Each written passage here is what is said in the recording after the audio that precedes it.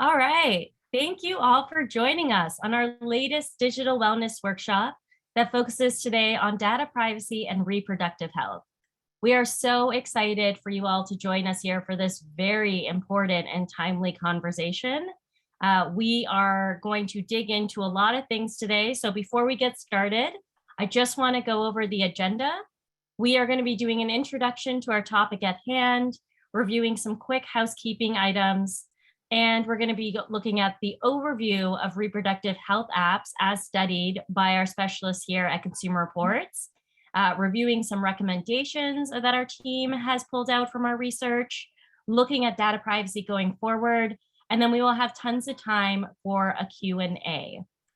But before I even jump into that, I want to go over some housekeeping. So this is going to be an overview of the topic. In 1 hour, we can't possibly get through everything we would on this topic, and there are many different parts of this topic. So we're going to look at it just closely into the research we've done to really share information based on that. At times, there will be acronyms and words and conversations that might not make sense. Please do let us know. We want it to be as inclusive as possible and be able to share with everyone regardless of the level or understanding that you have coming in on certain issues. I do also want to let you know that we are recording this for people who are unable to join us. So if you have any issues or miss anything, we will share that with everyone who attends later. Also a heads up that not share anything that is too private or personal, such as your personal information in the chat. And we have ways in which we want to open it up to different learning styles, including closed captioning. When you are on Zoom, click on the More button in the bottom right corner, and you will be able to click on a topic called Show Subtitles to be able to follow us along. But also, we are so excited to have you here. We want to provide as many opportunities to engage. So in this workshop, we have many modes open, including the Q&A, which you can also click in the bottom corner of your Zoom. You can ask all your questions there. You can participate in the chat, where so many of you are already in. Thank you very much. And we have a couple polls that we're excited to share with you where you were able to engage and share your answers. And then just a heads up, we have many past workshops that you're able to view and go through at a later time as well. And I do want to very much focus in on that we are creating a safe space for a very important conversation today that affects many people in many different types of ways. So I really want everyone to be very attuned to how we create a safe space with all those involved. And that means assuming best intentions, being mindful of where others are coming from and their experiences and perspectives, being certain to only share your stories and your perspective, but understanding that others also have different perspectives on it, refraining from any personal attacks or opinions that might hurt or harm other people, and also just generally being able to show up in a space that is supportive towards the many viewpoints and people we have here today. So by attending, you are agreeing to all of these things. We have just shared in the chat an online copy of our community guidelines for engagement. So if you have any questions, please do check them out. And if any behavior violates any of the safe space agreements, we will automatically take action. So please be aware we are really strictly trying to keep a safe space today. Okay, thank you. Thank you. That is all the important stuff I need to get through in the intro. And before I even jump into our topic, I want to give a quick hello to all the people joining today and our amazing team in the back end here. So my name is Amir Dalla, and I am a director at Consumer Reports. I have over a decade of experience focused on digital privacy and security, working predominantly with communities and groups to make sure that they stay safe online. And I am joined by my fabulous colleague, Catherine. Catherine, please say hello. Hello, everybody. Thanks for being here. Catherine, tell us where you are calling in from and what do you do at Consumer Reports? Yes, I am here in Queens, New York, and I am a health and science journalist here. I've worked at CR for almost 6 years. Nice. Okay, thanks, Catherine. We're going to jump into a lot of things together today. But it is not just us. We have lots of support in the back end. So we have my colleague, Alan Smith, who's going to be joining you in chat, who's already there, dropping links and information. And our colleagues, Bill Fitzgerald and Yael Gruer, who are in the Q&A to help answer any questions you might have. So for those of you that want to ask a lot of questions, and we definitely encourage it, jump in there. Our team is set up to help and respond and get you informed on this topic. Okay, so the topic we're here about, we're jumping in. We are here to talk about data privacy and reproductive health. So period tracker apps are apps that live on your mobile devices that actually collect these deeply personal information about you, about how often you're potentially having intercourse, or whether you're trying to have a baby, or your menstruation cycle, or information that exists and relates to any of those type of things. So these things are very important. And the reason we're here talking about this is because Consumer Reports has long cared about this as an issue. Actually, the research we have done goes back many years now. And in 2020, we put out a study that really focused on how do these reproductive apps track in terms of privacy and security. And this was something that we have continued to talk about and has come up in a lot of news. And we wanted to provide an update on where are we with that? What are some of the new apps that have come out? And where do they track in terms of privacy and security? But I do want to take a step back before we kind of jump into more info on that. Because Catherine, I want to ask you specifically, have you seen these apps around? Like, who uses them? And like, how broadly are they? Are they well used? Are they effective and informative to the community that uses them? What's your general idea and knowledge around period tracker apps? Yeah, so they are pretty popular. We don't have like a great number of exactly how many people use them. There was a 2019 survey by the Kaiser Family Foundation that found a third of women in the US use them. And I use women there because that's what their data said, although I want to make it clear that people of all genders may use these apps. And then, one of the ones that we looked at this time, Flow, has 50 million downloads. So the numbers of people using these are in the millions. And, the benefits, the idea behind a lot of them is tracking your fertility to help you get pregnant. They can alert you, when you're about to have your period so that you can be prepared by having tampons in your purse or wearing your period underwear.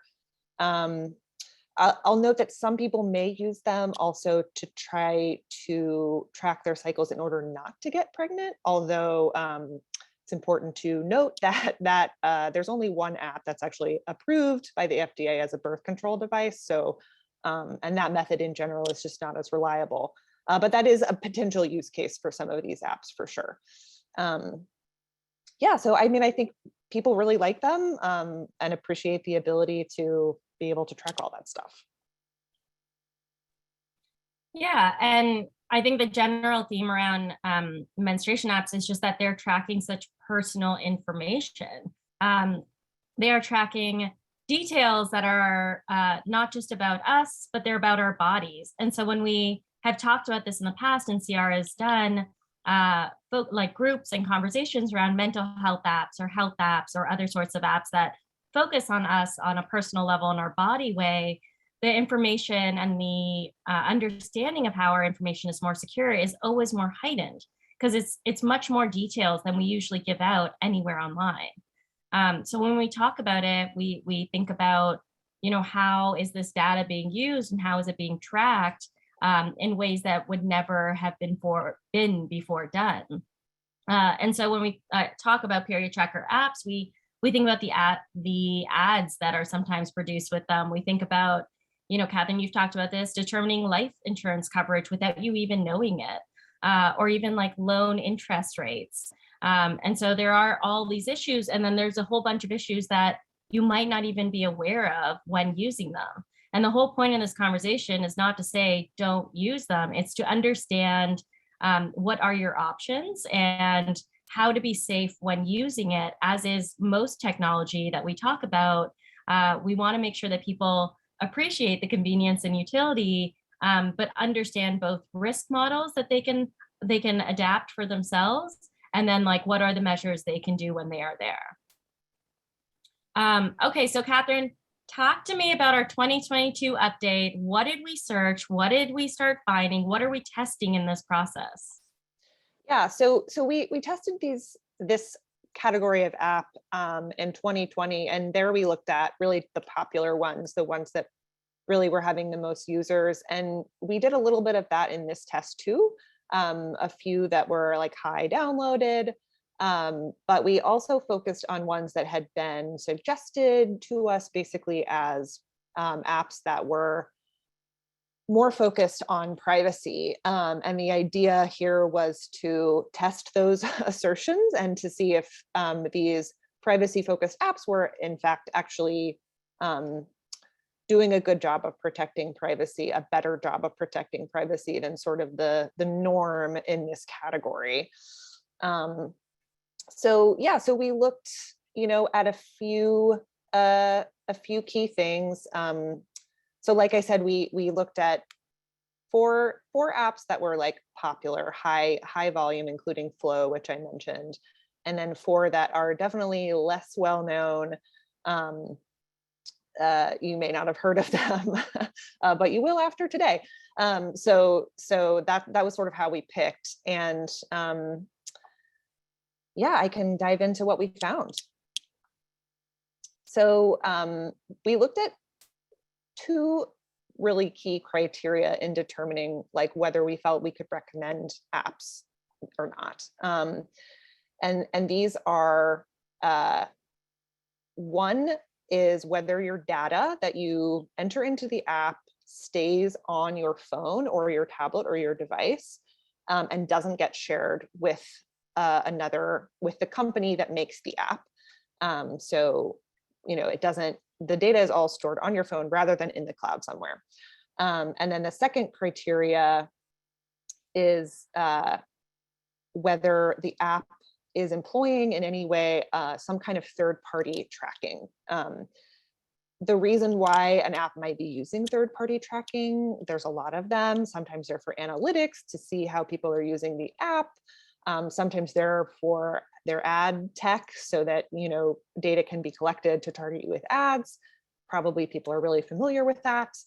The idea here for both of these is that if data is being shared with you, whether it's with the company that sponsors and makes the app, or whether it's with a third party, analytics site or anything like that, then the data that you've shared is out of your hands in some way. And for third party trackers, you may not know what exactly that data is being used for or where it's going. You don't really have a realistic way of tracking it, finding out what's happening with it. And then even if it's only the company, so for a site that may store your data on the cloud, but maybe it's not using third party trackers, even if the company has your data, the thing that's new with these restrictive laws in some states, and with the end of Roe v. Wade coming this month,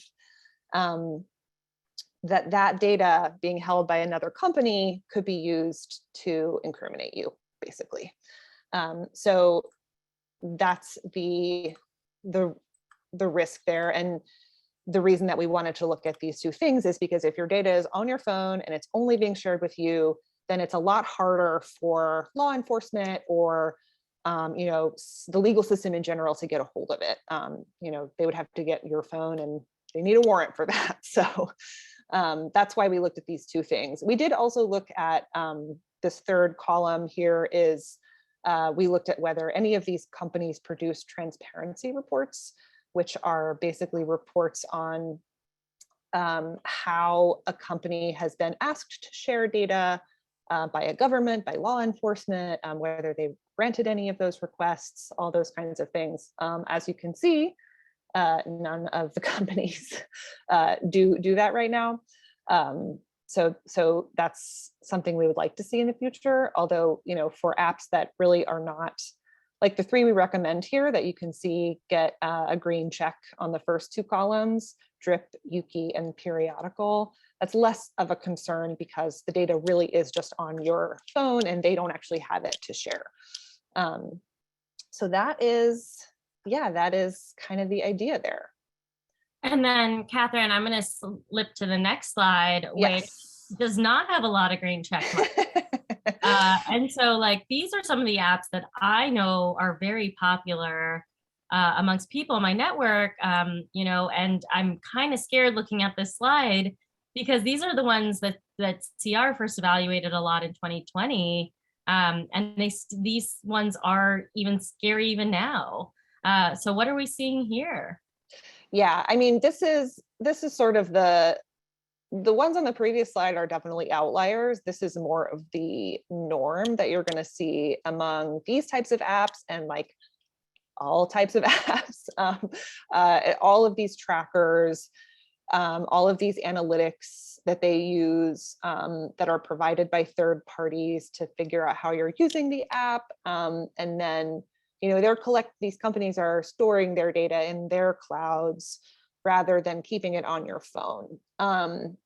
We asked the companies about this. A good example of why they say they need to do some of this is, Flow told us that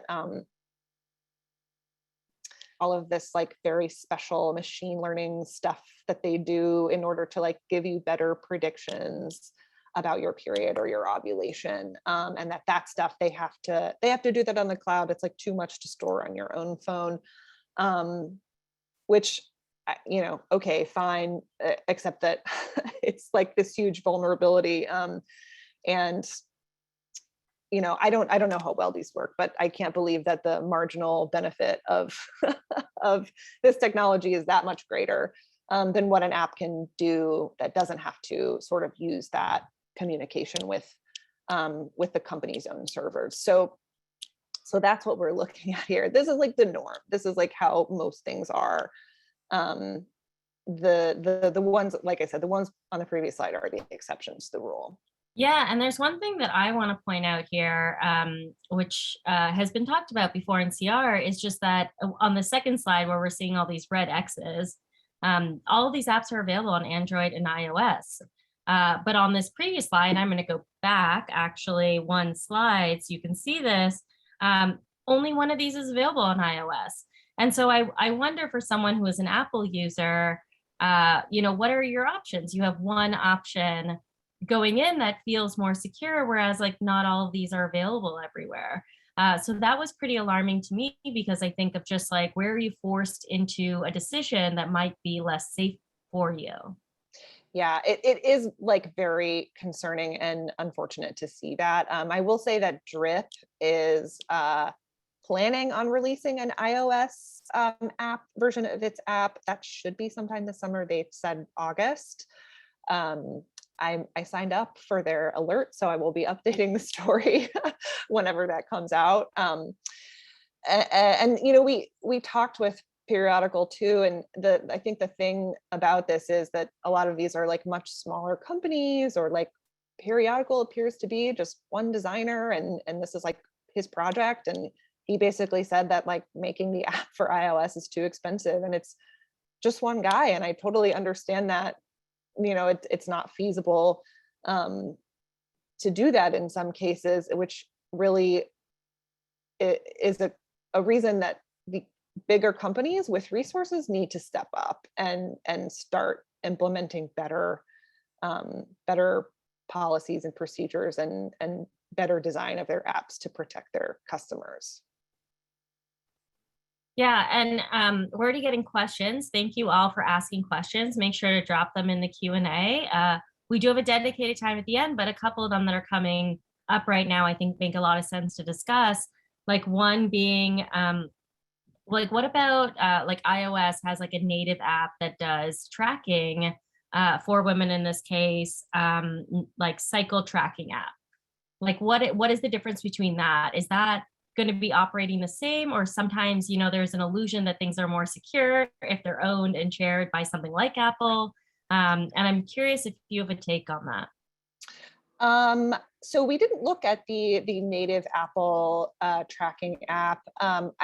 Bill may have some insights on this. My feeling is that that data is likely, unless you've chosen not to do this, is likely stored in the cloud, and so Apple has access to it, and therefore would be subject. Apple could be subpoenaed too, for data on this stuff. Would be my take on this. I'm curious, Bill, if you have other thoughts about sort of the native Apple app.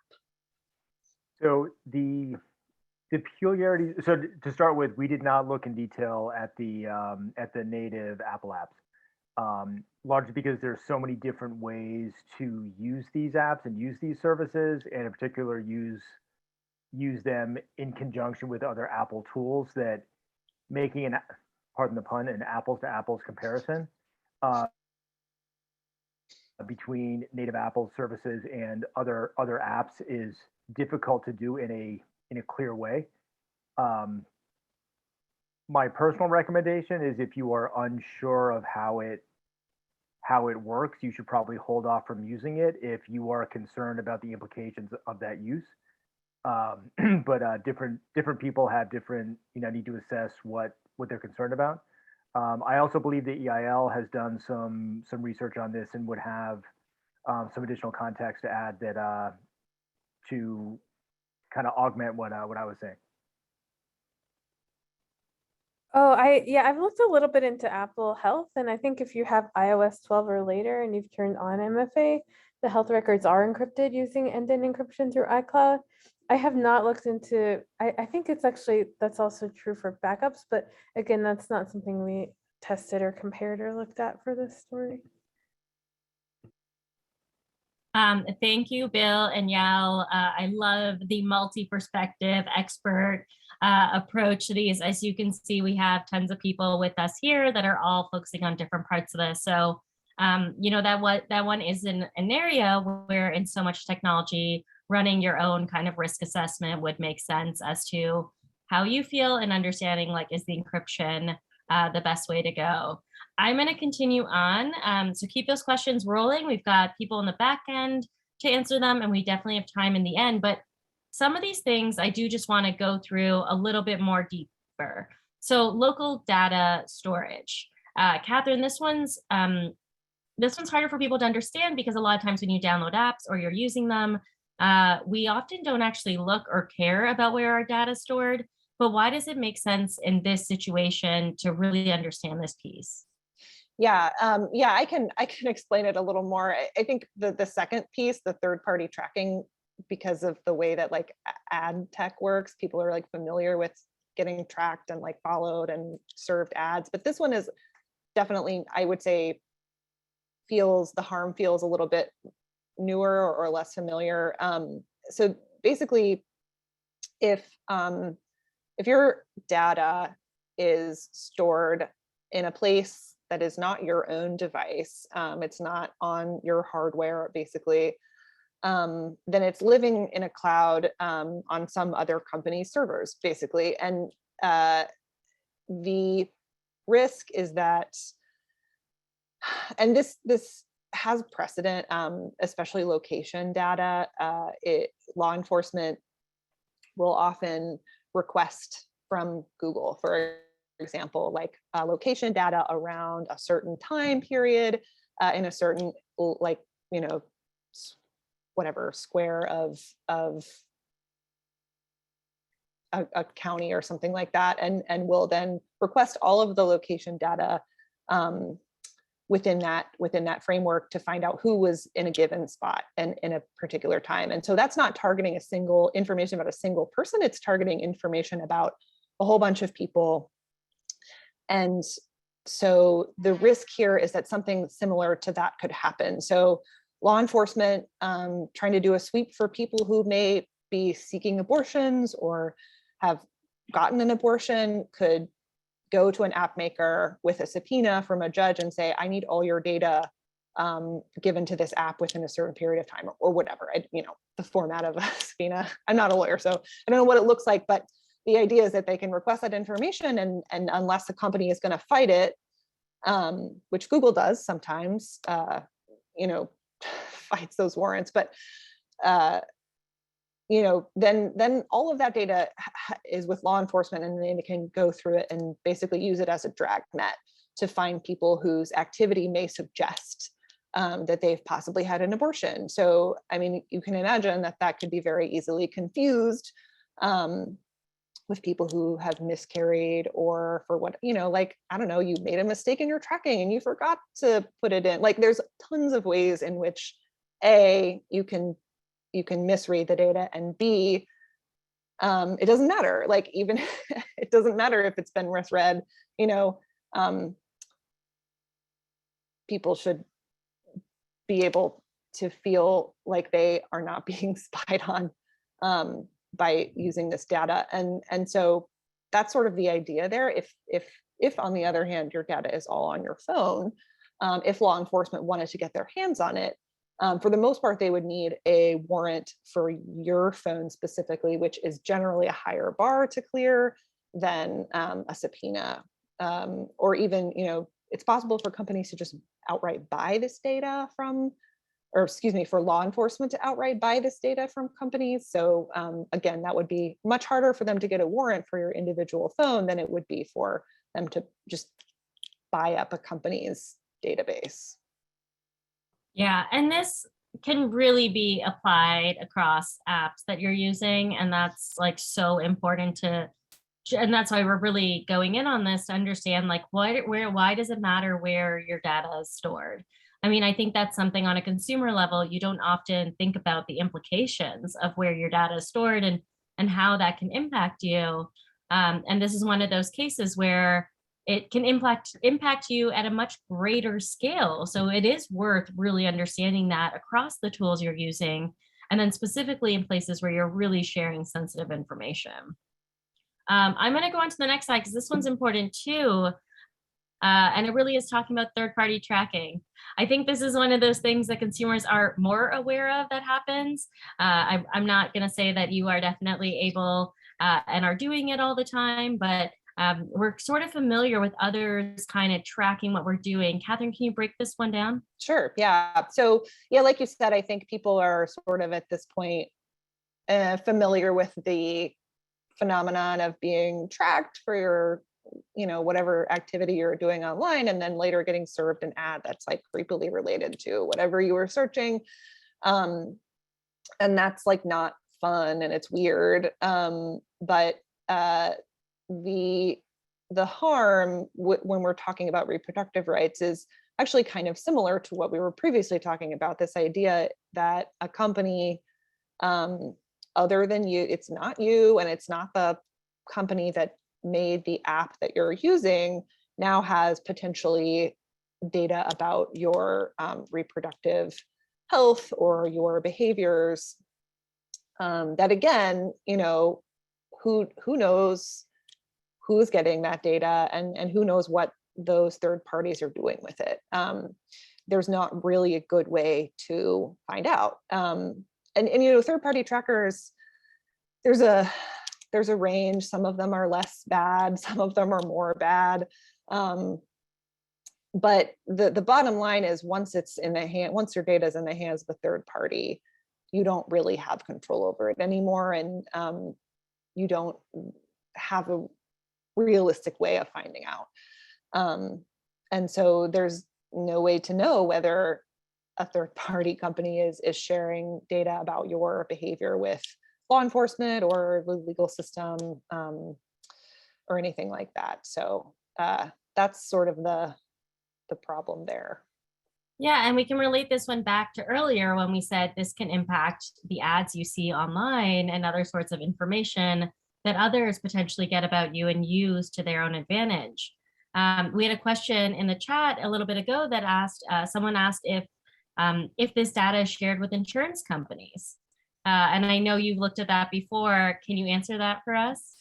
Yeah, it's hard to say, for sure, but especially once it's in the hands of a third party, there's no reason why it couldn't be. I mean, the business of data brokering is all about collecting profiles on people based on their online activity using, data collected through sort of these third-party trackers, and then selling that data about you off onto the next the next buyer, and that could include insurance companies who would then use that to set rates. They're not allowed to do this for your health insurance in theory, but life insurance, disability insurance, long-term care insurance, all of those rates are not subject to the Affordable Care Act, and so could be manipulated based on this kind of data. There's a lot of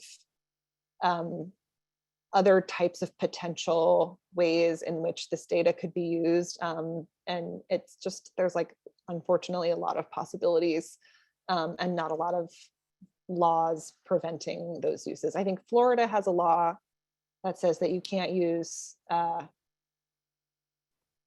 what is it? Oh, it's genetic data, actually, to set life insurance and disability insurance, but that's like a very narrow law. It's good, but it's really not enough.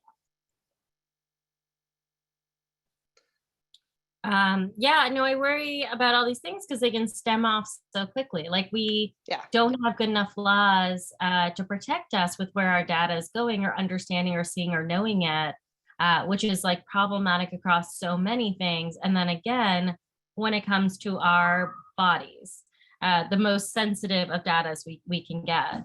And so it's really helpful to know and break that down and just see like, what are the options and possibilities, and for people to know it's not out of the realm for that to happen as well. Okay, so there are other privacy things worth mentioning that we didn't break down as much. And I know we talked earlier about transparency reports. I think that might be new for a lot of people because I'm seeing these more often. But I'm not thinking that many people are looking for transparency reports more often. So I feel like when an organization or app is releasing them, they're probably releasing them for someone like me or those on our team who are digging into them, but not the average person. So are there options for people to do them? Are they gaining traction? Is it scary that these ones aren't doing them? And then also just like, what are some of these other privacy features that would be really helpful to know about and think about what as it relates to period tracking apps? Yeah, as far as let me come back to transparency reports. I can talk about some of the other things we looked at first. So you'll see on the list pseudonym, the ability to use a pseudonym basically instead of using your full name. I think it's pretty clear why you might want to be able to do that, and so that your data isn't connected to your name or your email address. We didn't put as much weight on this one because it is not as strong of a protection. There's plenty of evidence to suggest that anonymized data can be reconnected with you, can be, de-anonymized. That's definitely a risk. I mean, if you're using an app that meets our main two criteria, which is local storage and no third-party tracking, a pseudonym, the ability to use a pseudonym isn't as important because the data is not out there floating around. If it is out there floating around, having the ability to use a pseudonym is better, but again, it's really not a complete protection. You can always be re-identified, unfortunately. The next one, location tracking.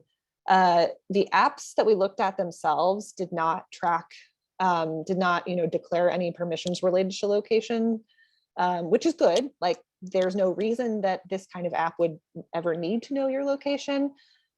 However, again, this is not as strong a protection because of all the other ways that your location can be inferred from, the activity on your phone. Unfortunately, location data is very leaky, and there's a lot of apps that use it. Your phone collects a lot of location data on you. So again, the period tracking apps themselves should not be using it, but that does not mean that your location is not known by other people.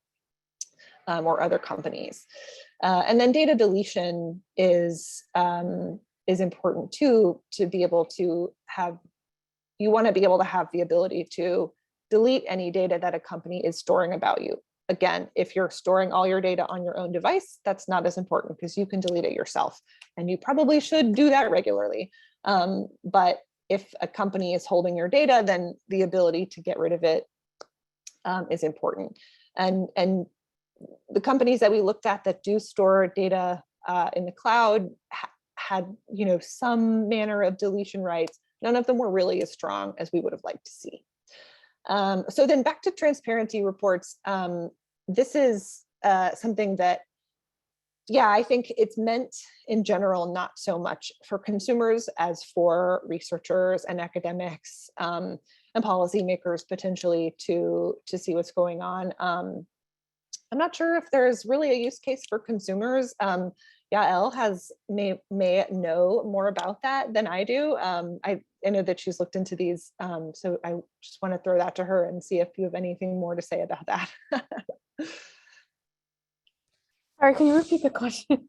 Oh, just as far as like transparency reports, are there ways that consumers can use those, or are they really just meant for sort of researchers and academics? Oh yeah, no, I think that the way people use them is they can maybe decide not to use a product or to use a product Yeah. over another, because you can kind of see like, oh, they got X requests for data, but how many they responded to, and some of the information there. But yeah, researchers also use it to see if there's big changes from year to year. Yeah. Yeah, these are all just like helpful to have a breakdown for everyone to just understand, you know, what does it mean when we think about these things in action, even across our apps, and, you know, really start to push back on the pseudonym accounts. An app does not need to know your name to be able to track information about you that is relevant to periods or other sorts of data. And so really pushing for better privacy on these things where we're required to share information that is not necessary to our use and utility of the app. So these are ways we're advocating. These are ways where we're trying to push and work with organizations and really trying to see how we can break this down and make it so that it is most comfortable, usable, and consumer focused as possible. Okay, we have a couple poll questions. So if we can get the first poll up, in a second, you will see a pop-up that will let you select an answer.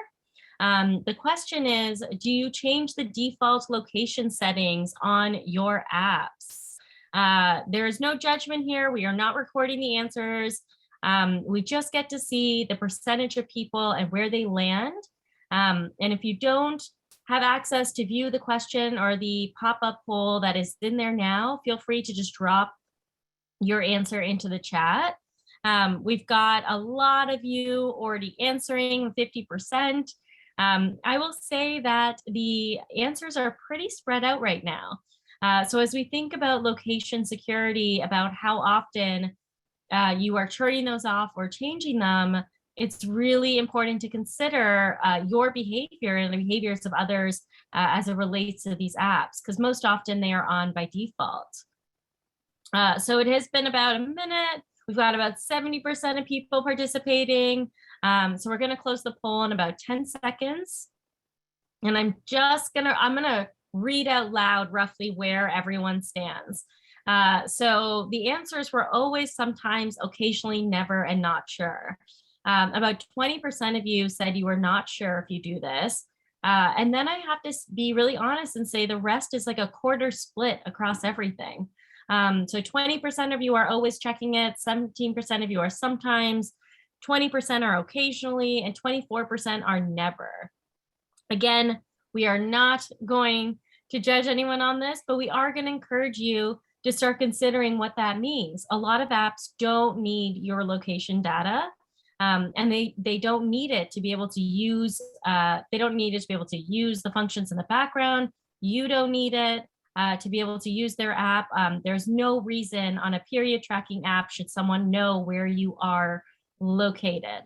and where you are moving. And so those are things to consider as you use apps to figure out like how often do I want to be changing this? And generally, in terms of behavior, how often you want to change the settings of the apps that you download to be able to customize them to only share what you want and need to share. So thank you all for participating. We have another poll coming at you.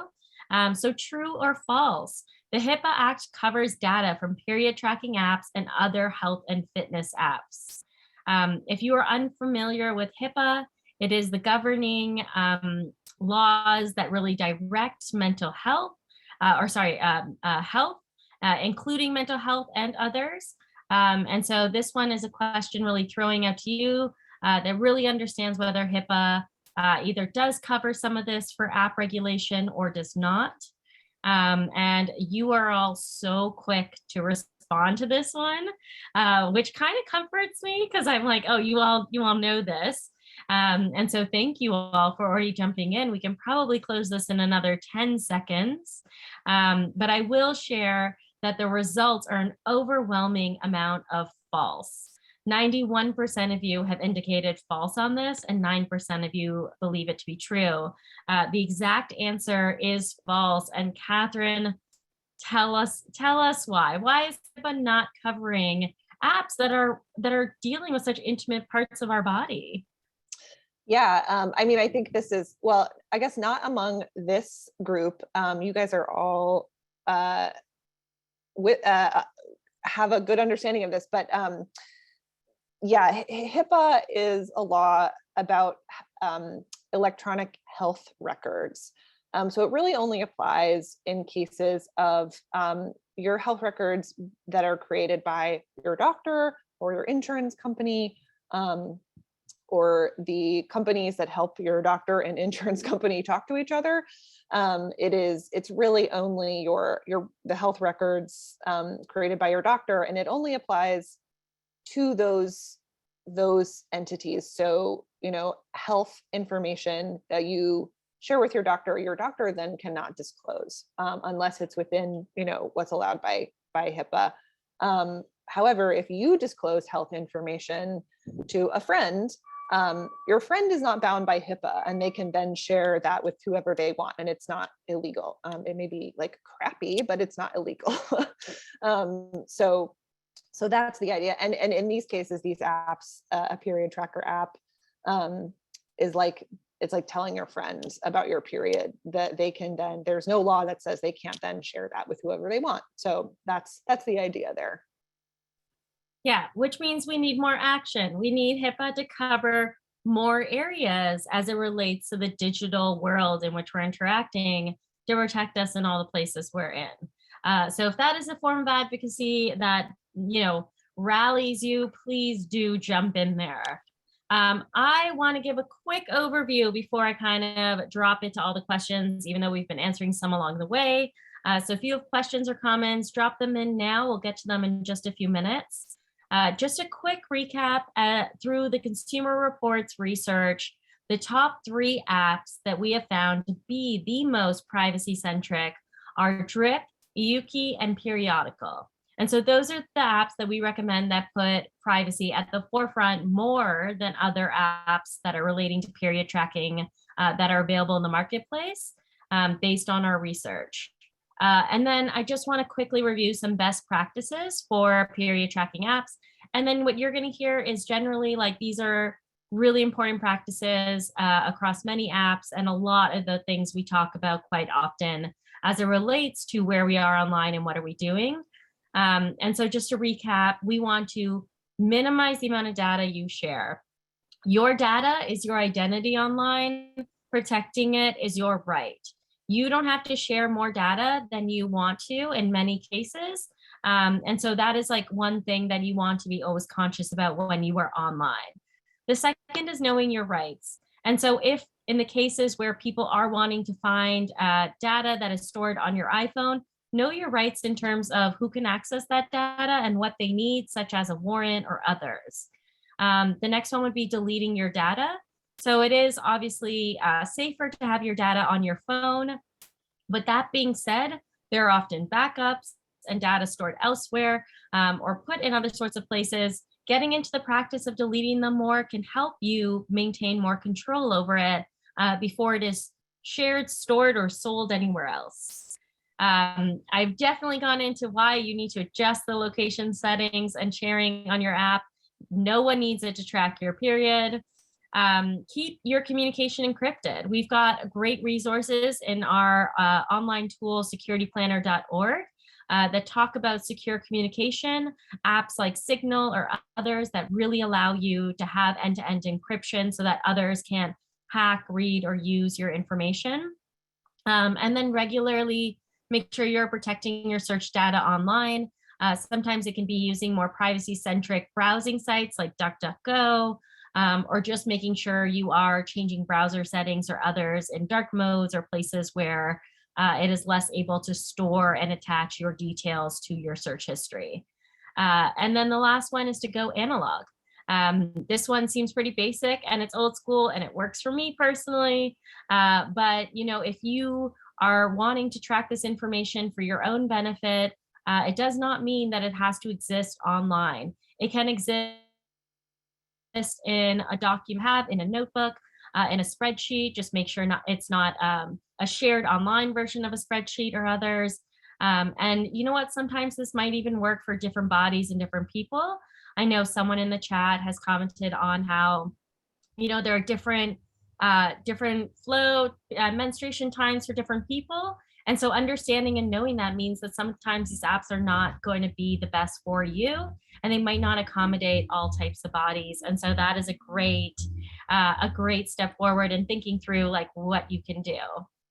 So in our last about 12 minutes, I want to go to questions, but before I do, I'm actually going to stop sharing my screen because I just want to see just Catherine right now. And I want to ask you the first question, being that, we're talking a lot about this right now in terms of our bodies and what's happening. And I want you to break down for everyone, and you've done so well and doing so far, but like, why are we looking at this right now? Why is this so important for all of us, whether we have periods or not, whether we are using these apps or not? Why is it so important for all of us to understand this? And, I hate to think about it, but it's really important to know what is the worst case scenario that we're looking at, that is a potential in the world that we live in. Yeah. One thing that kept happening when I was interviewing people about this topic is I kept hearing the word dystopian. So like many of the people that I talked to like have a different sort of possible scenario for like things getting worse. And unfortunately, they are all very, very plausible. So I'll give you an example. All of these apps look really, really similar. A lot of times, the interface is similar. They all sort of have a like kind of similar design, color schemes, whatever. One source that I talked to was saying that something that she worried about is, say, an anti-abortion group decides to make their own app that's like a period tracking app, and uses it as a honeypot, basically. And then, if you're sharing your data about your period with that company, and something about your data suggests that maybe you had a pregnancy that ended, they could use that and turn it over to law enforcement. So like, this is like a potential case where we could be headed. I think that both sounds really scary and a little bit wild, but is also like extremely possible. I mean, there's precedent for religious anti-abortion groups, making these apps already. Like that happens. Another, scenario, this is another one I didn't get into in the story, but if states decide to go down the road of fetal personhood laws, which again now seems very, very possible, if it is not already happening, there's a point at which all kinds of health data that you could be sharing on your phone could be used against you. And I'm thinking of like, if you're tracking what you're eating on like a totally unrelated app, like MyFitnessPal or something, and you are also pregnant and you log that you had like some soft cheese or something, like this could be used to demonstrate that you're like potentially putting your fetus at risk. And if that fetus is legally a person, then you could be in legal trouble for that. Like these are, again, like kind of wild sounding scenarios, but they are absolutely within the realm of possibility. So I think that's sort of, unfortunately, like where things could be headed. And I think it's important too to bring up the idea that it's not just the data that you share in a period tracker app that is going to potentially put you at risk. There's precedent already for people having their Google search history is used in legal proceedings against them, or their text messages, or their location, like I said, like location data. There's all of these different ways that your activity could be revealed in a way that could incriminate you. Or, you know, now that we have these laws in like Texas and Oklahoma that subject people to civil liability who assist with abortions, if you're you know, an abortion provider, or you're just like helping your friend like look for information about medication abortion, or you're an Uber driver who drives somebody to a healthcare clinic, potentially all of these different people are now implicated in these laws.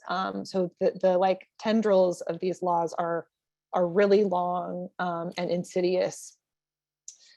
And the last thing that I'll say, I know I'm just like sort of brain dumping here, but you know, I think it's important to keep in mind, even as we're talking about all of this, that it is already extremely difficult for many people to access abortion now, even though Roe v. Wade is still hanging on by a thread. You know, if you are poor, if you are Black or brown, if you are marginalized in some way, it is already very, very difficult for you to access an abortion. And it is also probably difficult for you to have the time or resources to, as one of my sources put it, like become a super spy in terms of protecting yourself online. Like, who has the time? So, you know, it should not be on the consumer to have to do this for themselves. It should be the responsibility of companies and the responsibility of lawmakers to be protecting people in these ways. And yeah, I think it's just, a consumer can't do it all, and we need help. We need help from our leaders in order to be able to be protected right now. So yeah, I'll stop there. No, you're getting kudos in the chat from people that are feeling and appreciating your advocacy on this. And I think that's such an important part to elevate. It's just that, you know, consumers can't do it all, and there needs to be a lot of support. I think the expectations that consumers are going to read reports and the privacy policy studies and all sorts of other things is really hard when we're actually managing many things. And we're getting great advertisements telling us that these apps are going to help us in terms of our time and our safety and all these other things that we need, without really thinking about the complications on the other side. And someone also brought this up in the chat, because I think a lot about this, is the idea that, you know, miscarriages are so common. They're quite taboo because we don't talk about them, because there's so many other reasons, and that's like a whole different thing that I don't want to get into. But I do want to say miscarriages are very common, and whether you realize it or not, that is part of what the apps are tracking, and that is part of the harm that can come to a person, because a lot of these laws are opening up that are actually suggesting that miscarriages could be forms of abortion. And I know that seems crazy to a lot of people when you talk about it, and it seems pretty far-fetched, but you know, there's a real chance that is actually going to be linked together, and could be linked through something like a period tracking app and shared and then investigated.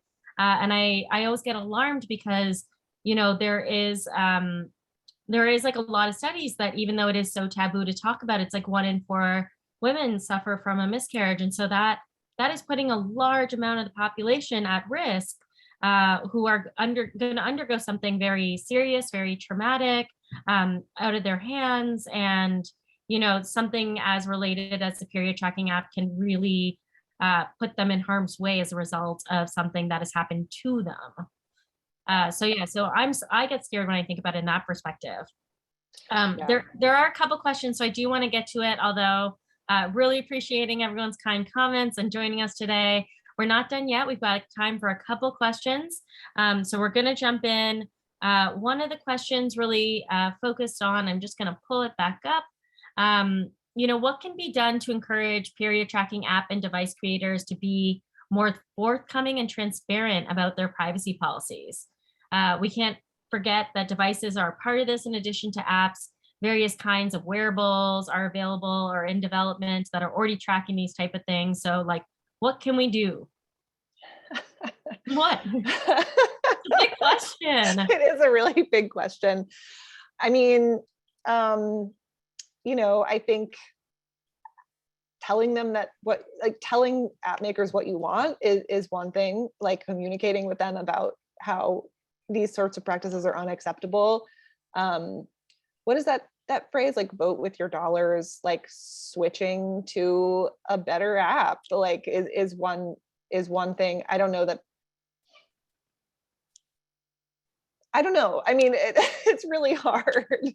And maybe some other folks have ideas on the call about sort of the ways you can push on this, because I mean, this is another area where it should not be on consumers alone to do this.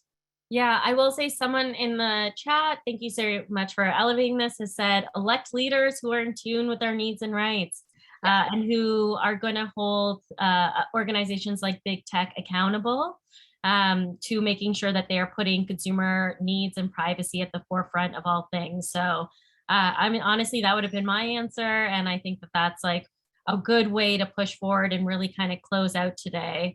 I am going to actually show up our last slide as we close out. And I'm going to say a quick thank you for everyone who has joined us today. We really appreciate all of you taking time to be here with us and sharing such wonderful comments in the chat, helping support each other. I see you. Thank you so much. And your questions and everything has been really supportive. And we just want to say a special thank you for creating that safe space for everyone involved and discussing something that is really important. You will all get a follow-up email that will share the links that we have talked about today and a recording of the video should you want to share it with others or watch it later. We are always interested to know what is important to you. What are the topics that we can cover in future workshops that are addressing webinar or digital needs that are relevant to your life as a consumer? Sign up for our future workshops and email us if you have any questions. Catherine, thank you so much for joining us today.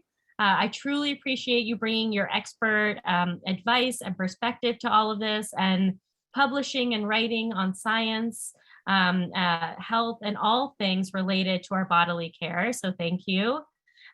Bill, Alan, Yal, thank you so much for joining in the background. It truly took a team, as you can tell, for us to be here today. And we appreciate all the ways that everyone has showed up. So thank you again, and we will see you next time. Bye, everyone.